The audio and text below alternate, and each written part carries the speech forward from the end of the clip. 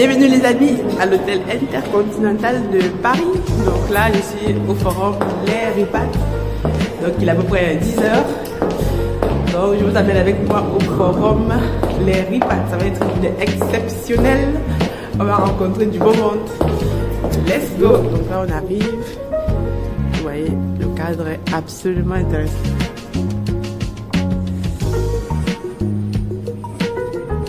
Là les gars, il faut parfois être au bon moment avec les bonnes personnes et là il faut.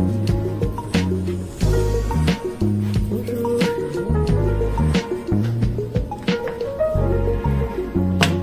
On descend, on est quoi? On est en bas, tout seul. Donc let's go.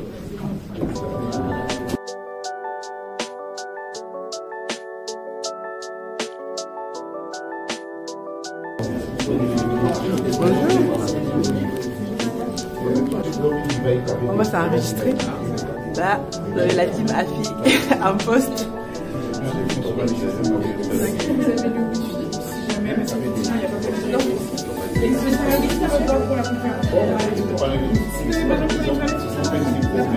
Aniel Cousin, juste là. Ça va.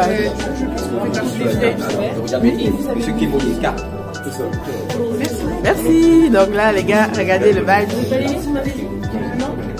Agnel Couzel, donc c'est parti. Lionel. Là, c'est les visages qu'on voit sur Internet. Bonjour. Ça sur YouTube. Bonjour, ça va? Ça va. Allez, donc, c'est Esther. Hein, je ne sais pas si c'est avec vous qu'on a échangé. Esther Congo Brazza, intéressée pour le projet de... la pisciculture, ouais. C'est là qui fait la pisciculture. Ouais. Hier, je n'ai pas retrouvé le lien. Comment on fait D'accord, mais c'est bon. Aujourd'hui, on doit avoir le bon lien, le bon réseau. Eric, c'est ma fille. Bonjour, enchantée. Agnel. Agnel et Eric. Donc, c'est ta dame, je disais que je suis sur Internet et tout. Voilà. D'accord. Voilà. Ça fait plaisir. Hein, ah ben, super, super. Moi aussi. Voilà, regarde la team AFI en poste. Donc, attends, je prends la photo.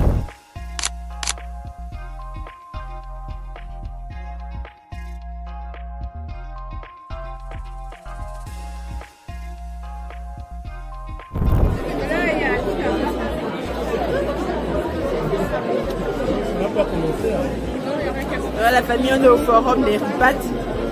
Donc comme vous voyez là, il y a plein de stands partout. On va essayer de faire le tour des stands.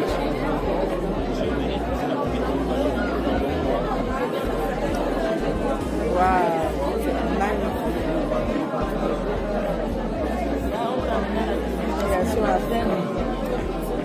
Et le continent. Bonjour. Waouh, absolument magnifique. Allez les gars, c'est magnifique. Là, l'Afrique représentée.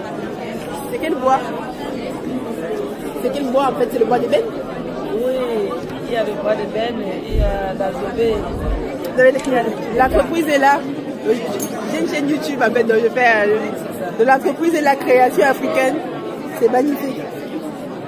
C'est quel bois en fait? C'est le bois d'ébène, c'est ça? Le bois d'ébène. D'accord. Ah, waouh. C'est combien comme ça? 30. Ah bon, wow, c'est magnifique. Hein? C'est vraiment magnifique.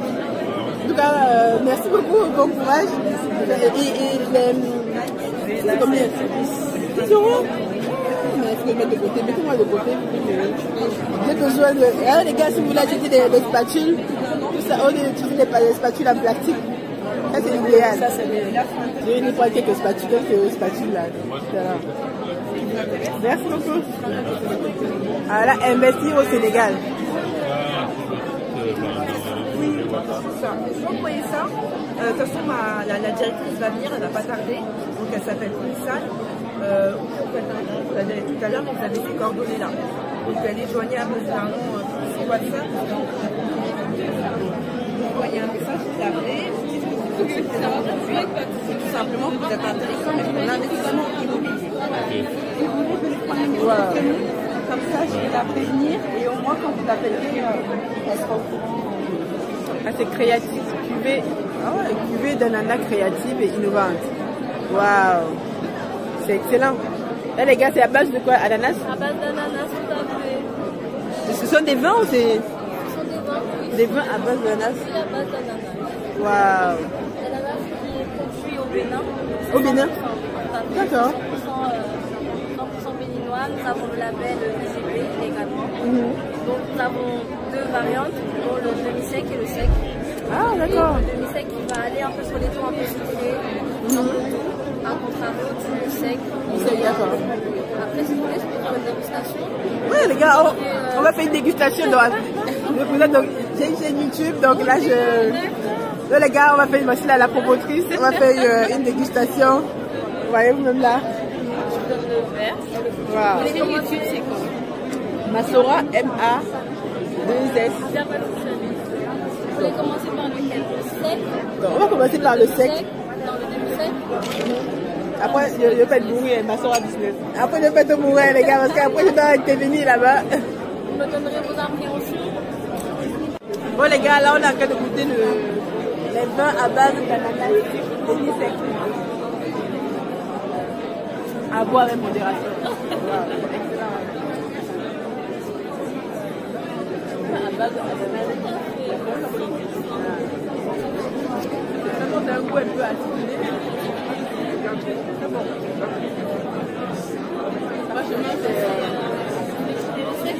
On va goûter le sec. Vous savez, les vins, effectivement, donc on va faire la pub dans ces cuvées d'ananas. Et là,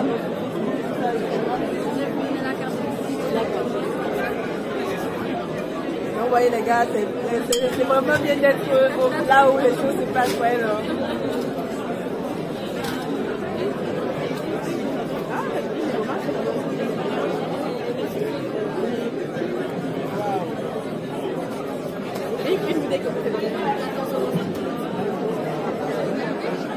Bonjour à tous. Madame, monsieur, bonjour. Les gars s'appellent bien vouloir prendre vos places. Maison d'Alia. S'il vous plaît, on va pouvoir démarrer. Merci beaucoup. Et n'hésitez pas à aller Je sais qu'on a pris un peu de retard. Maintenant, il faut qu'on travaille pour le rattraper. Donc, je vais inviter les uns et les autres, s'il vous plaît. Invité d'honneur, tout autant que monsieur le maire. Alors, ça va pas très fatigué du voyage? Ça va.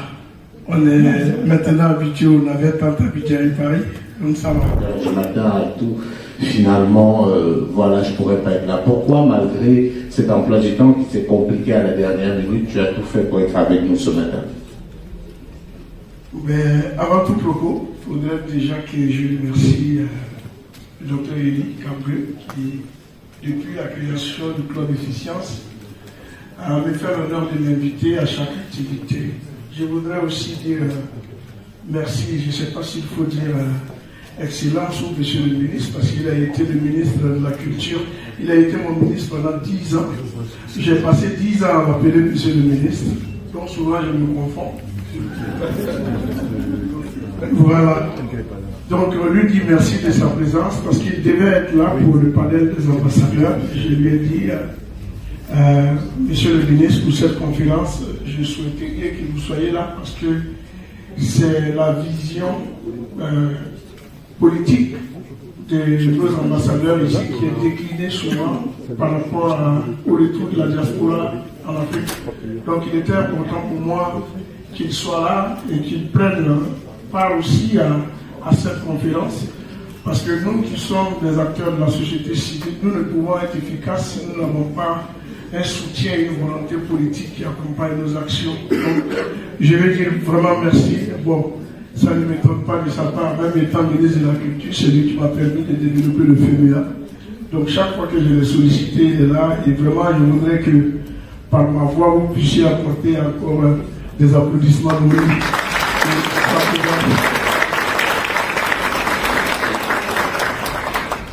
Et dire merci aussi à monsieur le maire. Permettez que je n'ajoute pas l'adjoint. Si madame la maire était là, je vais ajouter l'adjoint. Ce matin, vous êtes le maire ici. Monsieur le maire Ngatia, qui est une belle personne que j'ai eu l'occasion d'échanger avec. Au bout de 5 minutes, j'ai compris la vision qu'il avait. Je crois que Le sang de Yaoundé est plus dans votre corps que le sang de Tourcoing, vous pouvez vous l'assurer. Et dire merci à toute l'assistance, à vous tous qui êtes là ce matin. J'ai une pensée particulière pour mes 3 amis, parce que je ne suis pas le seul qui suis venu d'Abidjan, mais vous savez, en Côte d'Ivoire, on a 2 avions. Moi, j'ai eu la chance d'être sur le premier vol. Donc, je suis arrivé depuis 6 h du matin, et eux, ils ont atterri à 9 h. Donc, ils ont fait l'effort d'être là, et je veux leur remercier. Et vous savez comment j'ai pu les convaincre pour être là? Je leur ai simplement dit que j'ai une malformation professionnelle. Autant je ne peux plus m'habituer à aller sur scène sans eux, autant même quand je suis invité seul, il faut qu'ils soient là pour que je puisse faire.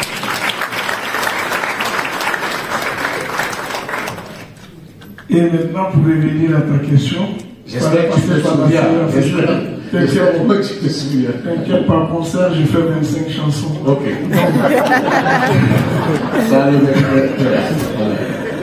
Donc, non. Quand on a la chance d'apporter sa contribution au développement de son continent, quand on a l'honneur d'être associé à des événements comme le RIPAT à Paris, je crois qu'on ne boude pas l'occasion de répondre tout de suite à une invitation. Surtout quand ça vient de quelqu'un qui est dans ce dynamisme depuis 17 ans. Quand il disait 17 ans, il dit waouh, ça passe vite parce que les premières années on était là. Et il a tenu pendant 17 ans. Dès que j'ai reçu son message, je voyageais quand il envoyait le message à mon atterrissage. Quand il m'a rappelé, j'ai dit ben, je t'avais déjà envoyé la réponse dans l'avion.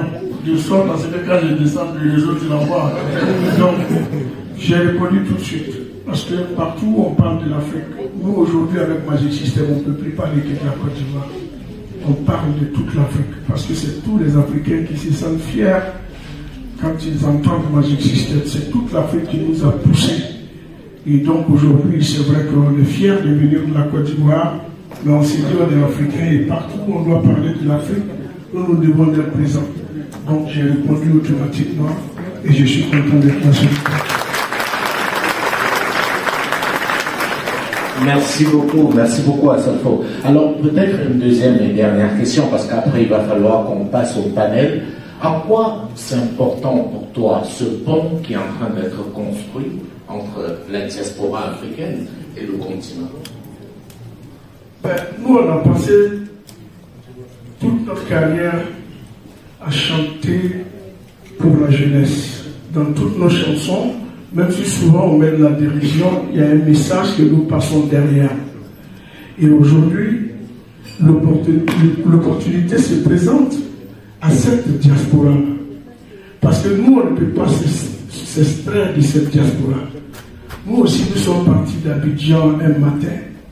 Nous sommes arrivés en France avec notre musique. Et professionnellement, nous n'avons plus le choix que de rester ici.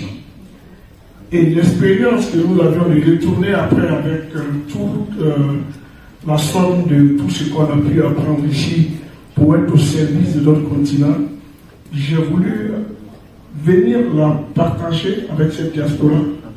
Parce que quand on est ici, souvent on nous dit bon, je suis pas sur la carte pour dire aux gens, pour expliquer, pour partager mon expérience, pour dire à la diaspora, l'Afrique c'est maintenant. Le train a démarré, mais il n'est pas encore parti. C'est maintenant qu'il faut monter. Parce que si on s'en va, on ne va pas y aller. Merci beaucoup, Salut Traoré, plus connu sur le nom d'Assalfo.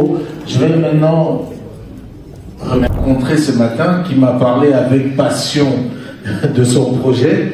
Il s'agit de Aniel Cruzel de Massora Business.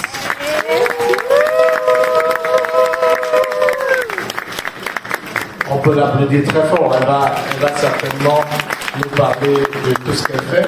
Elle a eu la gentillesse de m'offrir son livre, que je vous recommande également, Investir dans la pisciculture en Afrique. Et quand je me suis étendu dans nos échanges avec elle, elle m'a fait savoir qu'elle travaillait plutôt dans le domaine des logiciels. dans des logiciels de poisson. Elle va nous raconter comment elle a réussi à faire ce grand écart. Donc voilà, madame, monsieur, le panel avec lequel nous allons échanger en ce début d'après-midi. Et comme vous le voyez, le thème, comment les influenceurs peuvent accompagner le mouvement des repas. En d'autres termes, comment ils peuvent contribuer à convaincre les uns et les autres de la diaspora qu'il faut retourner en Afrique. Maintenant, la question du retour en Afrique, Elie, ça doit aussi se poser, parce que est-ce que retourner en Afrique veut forcément dire y retourner physiquement, ou alors ce retour-là est perçu comme l'attachement qu'on peut y avoir et comme l'impact qu'on peut continuer à avoir, même en étant pas sur le continent. Donc, je pense que c'est une question qui est importante. Donc voilà, madame, monsieur, vous avez été avec nous le matin, vous avez vu un peu comment ça se passe. Vous avez la parole. Bonsoir à tous. Bonsoir Jules. Merci encore de m'avoir invité dans ce panel et je dis félicitations aux organisateurs. D'accord. Alors on t'écoute. Oui, donc je vais me présenter pour ceux qui ne me connaissent pas. Donc je m'appelle Agnès Frizel, je suis ingénieure logiciel, comme je peux me présenter sur ma chaîne YouTube Masora Business. Je suis auteur également d'un livre intitulé Investir en Afrique dans la pisciculture. Je travaille depuis 4 ans et demi avec des partenaires. Je suis promotrice également de l'entreprise Africa Food Industries, spécialisée dans la production et surtout la transformation de poissons en Afrique. Nous sommes basés à Yaoundé au Cameroun. Et donc depuis 4 ans, nous travaillons à faire en sorte que le pays importe moins de poissons. Donc, concernant la problématique des RIPAT, moi je me suis lancée en 2020. J'habite à Toulouse. Il a dit, j'ai fait des études spatiales, j'ai un master en technique spatiale et instrumentation. Donc au départ, quand je voulais me lancer, je pensais me parler de la pisciculture. Et mes amis me disaient, l'étude spatiale, ça sert à quoi vraiment au pays? Les gars ont faim, parce que moi, la problématique d'aller expliquer le spatial, les étoiles, ça me passionne tellement. Ils me disaient, Agnès, les gars ont faim, d'abord je l'explique. Et il me dit, il faut d'abord résoudre les problèmes de base. Effectivement, donc je me suis lancée dans la pisciculture, je dis à travers la résolution des problèmes de base, parce que nous ici on parle de spatial, mais les gars au pays ont faim. Les gars ont faim littéralement. Bon, c'est pas péjoratif de le dire.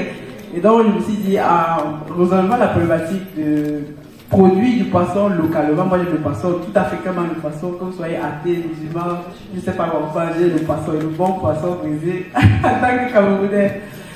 Et donc, nous on produit du poisson localement et pour justement réduire la demande de poisson. Donc sur ma chaîne YouTube Masora Business, ce que moi j'ai voulu faire, c'est partager mon expérience.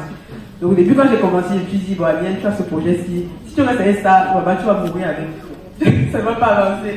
Et sachant que je n'ai pas assez de fonds, il faut absolument que je mette d'autres personnes dans ce projet. Et j'ai commencé à partager mon expérience comme ça, moi je ne sais rien, je sais quelque chose, c'est que je ne sais rien. Donc je partage mon expérience et de fil en aiguille, les personnes s'intéressent et me disent, Agnès, comment tu fais ça, comment tu fais ça? Je dis, ah donc ça marche. Et en 2022, j'ai lancé la levée de fonds avec ma chaîne YouTube, avec 2000 abonnés. Et on a aussi à lever aujourd'hui près de 200 000 euros. Dans ce projet, on est 71 actionnaires, majoritairement de la diaspora.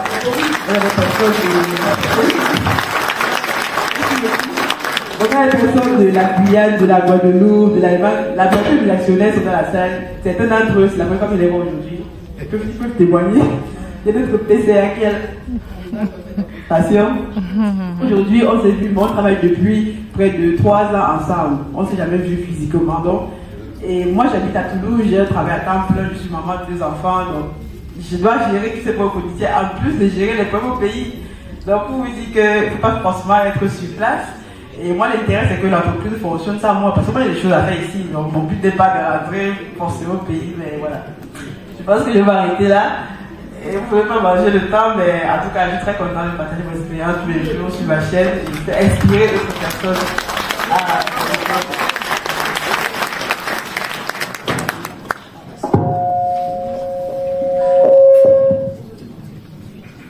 Mon ingénieur de son aussi cherche le problème.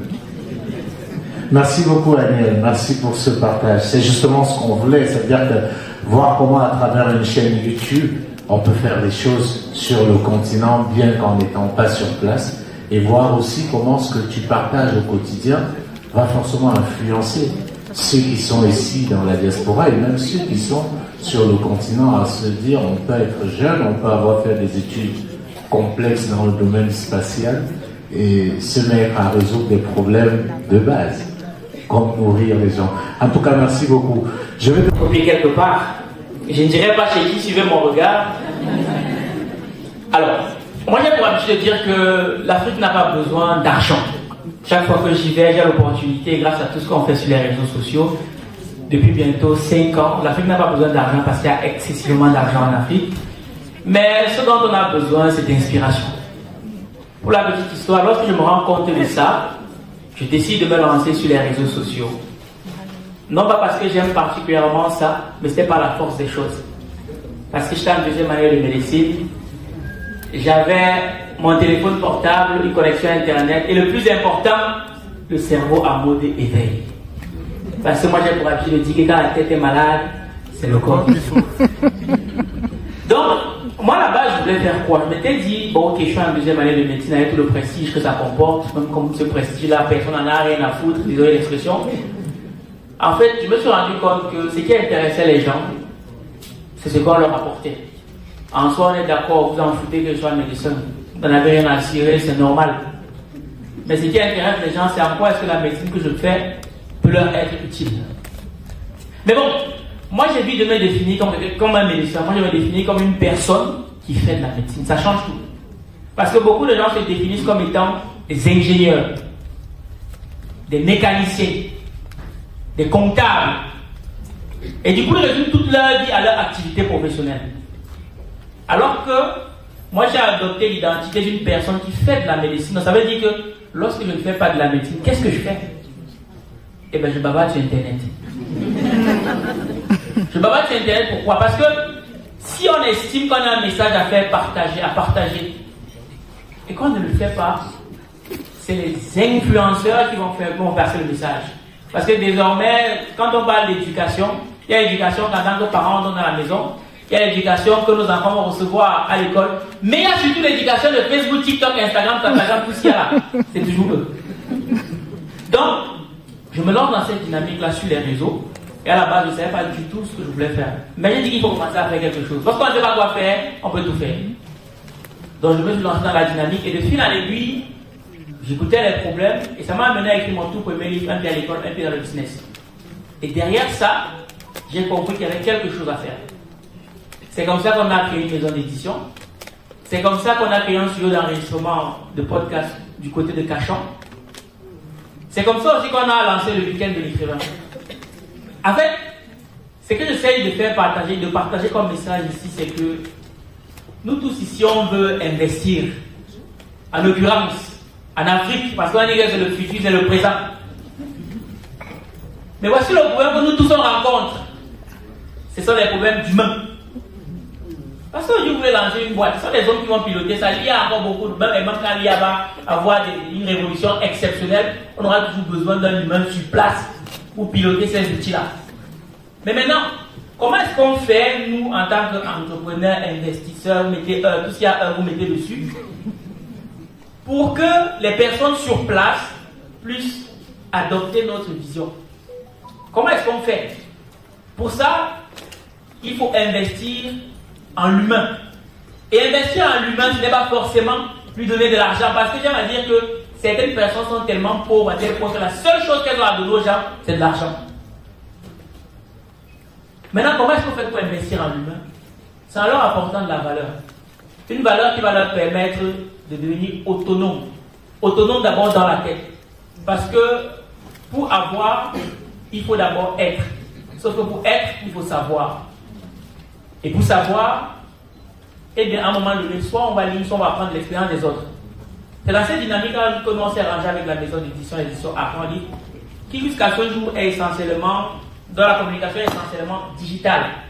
Mais aujourd'hui, on se rend compte que bon, on a l'honneur de s'asseoir ici et d'avoir pour maître des cérémonies Jules Domchi. Ça veut dire qu'à partir d'un petit téléphone portable, on a pu faire du chemin. Et notre dynamique aujourd'hui, c'est vraiment d'imposer des auteurs africains sur la scène internationale. Ça ne se fera pas en un jour, mais un jour, ça se fera. Donc, on parle du forum des REPAT. Comment est-ce que nous, en tant qu'influenceurs, on peut accompagner ce mouvement-là? Eh bien, c'est déjà en faisant et en montrant ce qu'on fait. Parce qu'aujourd'hui, ceux qui ont pu suivre le cheminement depuis le départ, ils se disent, ok, il a pu le faire, nous aussi on peut le faire. Et derrière ça, moi je vois beaucoup d'étudiants qui se sont ensemble. Merci pour faire honneur à mon père et à mes ancêtres. Et tout le monde me connaît comme étant Tanguy de Bandit. Moi c'est plus simple de m'appeler comme ça, parce que mon cordon ombilical est enterré à Bandit jusqu'à aujourd'hui. Je suis le fondateur donc de Black Network. Black Network, qu'est-ce que c'est? C'est un réseau de solidarité et d'affaires pour la diaspora africaine et afrodescendante. Et c'est né d'une frustration. La frustration, pour nous qui, même si on est né là-bas, on a grandi ici, on a toujours l'impression que les Africains, les afrodescendants sont les derniers. Les derniers au travail, les derniers dans la vie, les derniers à l'école. C'est l'impression qu'on a. Et on a grandi avec ça et à un moment on s'est dit non, on va travailler ensemble, on va se soutenir pour faire en sorte qu'on devienne puissant dans la diaspora, pour être utile à notre continent. C'est uniquement ça notre vœu. Et comment est-ce qu'on le fait? On le fait beaucoup à travers l'entrepreneuriat, parce qu'on considère que dans le siècle que nous vivons, c'est l'entrepreneur qui règle les problèmes du quotidien. Valère, qui est ici, voit qu'il n'y a pas de livre qui parle de développement personnel, développement professionnel à l'africaine, il crée. Et il crée maintenant, on a tous la possibilité d'avoir accès à cette connaissance. Et c'est pour ça que nous, on mise tout sur l'entrepreneuriat. Et aujourd'hui, on se définit comme le MEDEF de la diaspora, c'est-à-dire qu'on a un écosystème d'1 milliard d'euros avec des gens qui créent de la richesse, qui emploient des gens en France. Mais forcément, quand on a fait tout ça, on le fait toujours avec un regard sur le continent. Parce que les problématiques qu'on a, nous qui avons grandi ici, c'est, on est pour la plupart d'entre nous des soutiens de famille là-bas. C'est-à-dire qu'on nous appelle pour financer ci, financer ça, quand il y a un décès. Donc on a toujours ce cœur là-bas et cette idée de dire, comme le disait le président ghanéen, partout où on se trouve sur la terre, si l'Afrique n'est pas forte, nous, afro-descendants et africains de la diaspora, on sera faibles. Et à partir de là, on se dit, on est obligé de faire quelque chose pour que ce continent soit fort. Au-delà de notre cœur, c'est quelque chose qui est rationnel. Il faut que, pour qu'on soit en sécurité, partout où on est, il faut que l'Afrique soit forte. L'Académie de la sous-location professionnelle, qui est un organisme de formation dans lequel nous accompagnons les personnes qui veulent se lancer dans l'immobilier avec un budget accessible. Donc en moyenne avec 10 000 €, vous pouvez investir dans l'immobilier ici en France. Et l'Académie est née il y a cela 2 ans. Aujourd'hui, on a accompagné plus de 500 personnes, à 98% des membres de la diaspora. Alors, on ne les choisit pas, mais je pense que les gens viennent à nous par effet de miroir. Et concernant ce thème-là, j'aimerais aborder 3 points clés. Vous m'avez devancé parce que justement, j'allais parler de la narrative. Donc, le premier point, je pense que pour impacter au niveau de la diaspora et du retour en Afrique, il faut que les influenceurs puissent inspirer. Mais avant, c'est quoi un influenceur? Alors, moi, je ne me définis pas forcément comme un influenceur. Je pense que tout le monde ici est un influenceur à son niveau. Dans nos lieux de travail, nous pouvons être des influenceurs, dans nos familles, sur les réseaux, partout. Donc, aujourd'hui, moi, je me définis comme une impacteuse, parce que quand je vois 500 personnes qu'on a accompagnées en 2 ans, parce qu'un jour, j'ai décidé de lancer un organisme de formation et je vois les résultats, il y a de l'impact dans la vie des gens. Donc, c'est pareil pour le retour en Afrique. Dans cette optique d'inspirer, il faut que tout le monde puisse changer la façon même de parler de l'Afrique. Tout à l'heure, notre professeur a parlé de problèmes, mais moi, je vois plutôt des opportunités parce que le problème va nous permettre de déceler des opportunités. Dans chaque problème, il y a une opportunité. Donc, quand on va casser cette image que les médias classiques nous donnent de l'Afrique qui a faim, de l'Afrique qui a tout le temps des problèmes, quand on va mettre en lumière des auteurs africains qui font de belles choses, des RUPAT à travers ce forum qui ont réalisé des choses magnifiques en Afrique, on va commencer à se dire que nous, les Africains, nous sommes forts, nous sommes intelligents, nous sommes capables de faire des choses et que le continent nous attend. Le deuxième point, c'est l'information. Et je pense que c'est le rôle principal des influenceurs. Il faut informer la diaspora sur toutes les opportunités qu'il y a en Afrique. Tout à l'heure, je vais animer un atelier sur l'investissement immobilier en France et en Côte d'Ivoire. Il y a ces flyers-là que vous pourrez récupérer à notre stand. Et celui-là, on est sur un projet, enfin sur 3 projets en Côte d'Ivoire. Je vais vous poser une question. Pour ceux qui ont plus de 50 ans, c'est à vous que la question s'adresse. Qui souhaite finir sa vie en maison de retraite ici? Bon, il n'y a personne. Pour ceux qui ne souhaitent pas finir en maison de retraite ici, parce que dire à ton parent africain, je suis en maison de retraite, tu n'oses même pas. Et combien on construit au pays? Il n'y en a pas beaucoup. Combien se sont fait gruger au pays? Il y en a beaucoup. Donc l'une des solutions qu'on propose, c'est par exemple de faire une résidence senior où vous, les membres de la diaspora, vous êtes propriétaires des appartements et nos parents pourront aller passer leur retraite en tant que locataires avec tous les services qui vont avec. Donc le ménage, la coiffure, des soins médicaux, pour qu'ils puissent retrouver l'environnement qu'ils ont ici, par exemple à Abidjan ou à Douala. Et vous, ça vous permet d'investir dans votre pays. Un projet qui est fait par la diaspora et pour la diaspora. Et ça permet à nos parents seniors de retourner sereinement. Ça, c'est l'un des projets. Il y en a un autre dans des écologes touristiques, dans des zones très attractives, parce qu'aujourd'hui, pour prendre le cas de la Côte d'Ivoire, il y a plein de villes où les gens commencent à aller, en dehors d'Abidjan. Et ces projets-là s'adressent à vous, les membres de la diaspora. Donc, il y a ce questionnaire, vous allez retrouver un QR code, il faudra le scanner, et l'idée, c'est de récolter vos besoins. Avant de vous présenter un tel projet, il faut qu'on puisse savoir combien est-ce que vous êtes prêt à investir, à quelle échéance, quel est votre potentiel risque, qu'est-ce que vous voulez pour pouvoir vous proposer quelque chose de concret. Et le troisième point, c'est de pouvoir connecter. Et je félicite encore le docteur Eli Kamge qui tient ce genre d'événement pour que nous puissions nous rencontrer, échanger et trouver des solutions concrètes. Beaucoup aux apparences, alors que le métier d'entrepreneur est sans doute le métier le plus complexe qu'il soit. Et j'ai discuté aussi une fois avec un capitaine d'industrie qui me disait les plus malheureux sont les capitaines d'industrie. Et j'ai dit c'est pas possible, vous êtes réputé milliardaire, vous avez des grosses voitures et tout. Il rigole parce qu'il me disait, et je crois que c'est le monsieur Taroman ne le mentira pas, l'entrepreneur ne se paye que quand il a payé tout le monde. Il va payer l'État, il va payer les employés, il va payer les fournisseurs, il va payer je ne sais pas quoi d'autre. Et ce n'est qu'après avoir réglé tout ça qu'il regarde s'il peut avoir quelque chose pour lui. Et je veux dire que c'est tellement important d'avoir des gens comme vous pour entendre ça, parce que les gars sur Internet, là, ils ne nous disent pas ça. Ils disent comment devenir millionnaire en 3 semaines. On se dit...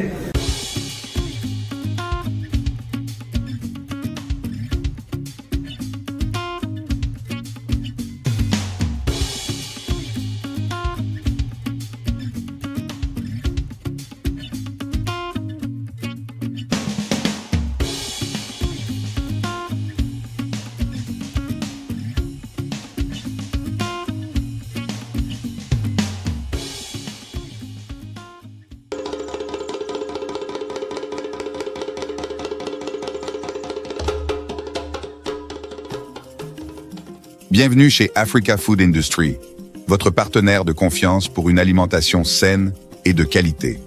Situé au Cameroun en périphérie de Yaoundé, notre site de production en pleine nature est dédié à l'élevage, à la production et à la transformation responsable des poissons les plus frais. Chez Africa Food Industry, nous élevons et transformons une variété de poissons, notamment le silure, la carpe et le tilapia, dans le respect de l'environnement et du bien-être animal. Nos processus d'élevage rigoureux garantissent que chaque poisson est traité avec le plus grand soin du moment de la capture à son arrivée sur votre table. Découvrez notre large gamme de produits finis, des filets de poissons frais aux délicieuses conserves de carpe de silure et de tilapia, prêts à satisfaire les palais les plus exigeants. Pour des produits de qualité supérieure, faites confiance à Africa Food Industry. Contactez-nous dès aujourd'hui pour en savoir plus. Africa Food Industry, nourrir le monde, une bouchée à la fois.